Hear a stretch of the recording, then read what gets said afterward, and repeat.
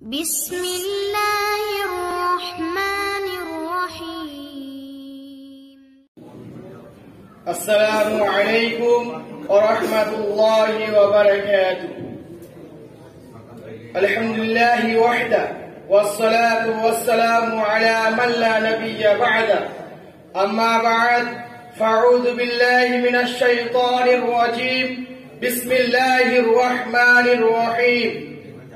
وقضى ربك ألا تعبدوا إلا إياه وبالوالدين إحسانا. وقال جل وعلا في موطن آخر: إما يبلغن عندك الكبر أحدهما أو كلاهما فلا تقل لهما أف ولا تنهرهما وقل لهما قولا كريما واخفض لهما جناح الذل من الرحمة وقل رب ارحمهما كما ربياني صغيرا. أيها الحاضرون، بر الوالدين صلة الأرحام طاعة للرحمن وفيه خير وبركة للإنسان وسعة في الرزق وطول في العمر.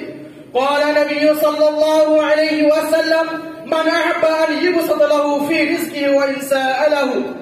أيها الإخوة، بر الوالدين صلة الأحوال. أيها الإخوة، إن بر الوالدين شمام الكرام وهو دليل الفضل والكلام. إن بر الوالدين أحكام،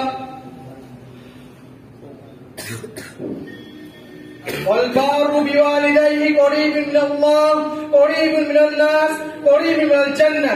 وحقوق الوالدين من الشباب اليوم الذين يتذكرون. اللهم ألهمنا رشدنا وقنا شرور أنفسنا وسيئات أعمالنا ووفقنا لبر والدينا على الوجه الذي يرضيك عنا، وأصلح نياتنا وذرياتنا واجعلهم قرة عين لنا ومن عبادك الصالحين. والسلام عليكم ورحمة الله وبركاته.